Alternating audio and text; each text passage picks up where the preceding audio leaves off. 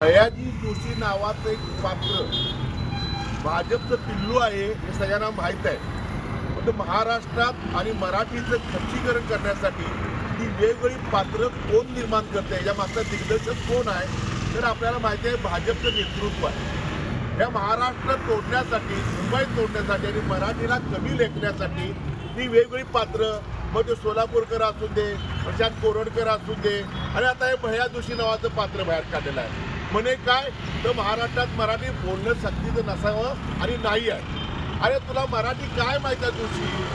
महाराष्ट्र तुला काय माहिती आहे? किती लोकांनी रक्त सांडलं महाराष्ट्र निर्माण करण्यासाठी, आणि तुमचं जे षडयंत्र आहे की मराठीचं खच्चीकरण करायचं, महाराष्ट्रातील थोर पुरुषांचं बदनामी करायचं, हे वेगवेगळे प्रकार जे चालू आहेत हे कशासाठी चालले तर महाराष्ट्र तोडण्यासाठी, मुंबई तोडण्यासाठी, मराठी माणसाचा अपमान करण्यासाठी। फक्त महाराष्ट्रातील प्रत्येक मराठी माणूस सावध आहे तुमच्या। अनेक वर्ष मराठीला अभिजात दर्जा मिळावा यासाठी लढा सुरू होता आणि तो यशस्वी झाला।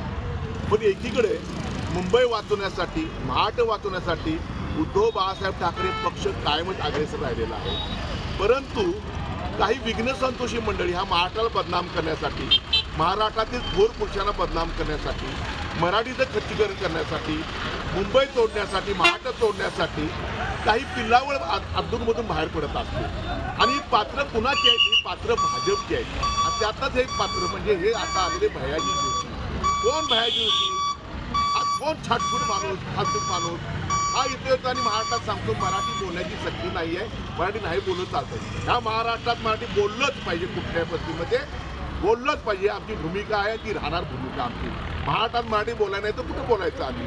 आणि तो आमचा हक्क आहे, प्रत्येकाने बोलावं, प्रत्येकाला ती भाषा आलीच पाहिजे, आमची भूमिका आहे। आणि ते वातावरण बिघडवायचं एक षडयंत्र रचलं गेलेलं आहे। कोण सोलापूरकर येतो, कुठला बाजूला आडवीत पडला सोलापूरकर येतोय, प्रशांत कोरडकर येतोय, तो छत्रपती शिवाजी महाराज, छत्रपती संभाजी बदनामी करतो। आणि शासनकर्ते बघत बसताय, त्यांचीच पिल्लावळ आहे, त्यांची जी फूस आहे महाराष्ट्रामध्ये महाराष्ट्र बदनाम करायचा, थोर पुरुषांना बदनाम करायचं षडयंत्र ह्या भाजपवाल्यांचं चालू आहे। ते कदापि महाराष्ट्रातील माणूस, मराठी माणूस सहन करणार नाही। भयाजी जोशी, सोलापूरकर आणि प्रशांत कोरडकर ह्या महाराष्ट्राच्या नादाला लागू नका तुम्ही। या छत्रपती शिवाजी महाराज, संभाजी महाराजांच्या नादाला लागू नका।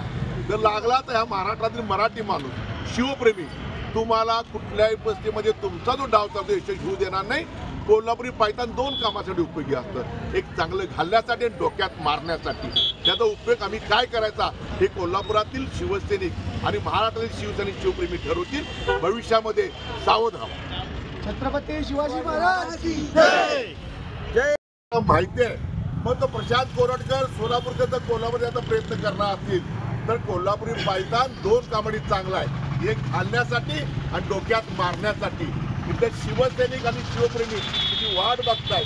भविष्यामध्ये शिवाजी महाराजांचा, छत्रपती शिवाजी महाराज, छत्रपती संभाजीराजेंचा आणि थोर पुरुषांचा अपमान थांबवा तुम्ही, अन्यथा भविष्यामध्ये प्रत्येक महाराष्ट्रातील माणूस आणि मराठी माणूस पेटून याची आम्हाला खात्री आहे। स्त्री शक्तीच्या सन्मानार्थ त्यांच्या कर्तृत्वाला उजाळा देण्यासाठी आणि समाजात सकारात्मक बदल घडवण्यासाठी प्रयत्नशील राहूया। प्राध्यापक डॉक्टर मंजिरी अजित मोरे यांच्या वतीने सर्व महिलांना महिला दिनाच्या मनःपूर्वक शुभेच्छा। शुभेच्छुक प्राध्यापक डॉक्टर मंजिरी अजित मोरे, चेअरमन शिक्षण प्रसारक मंडळ कोल्हापूर।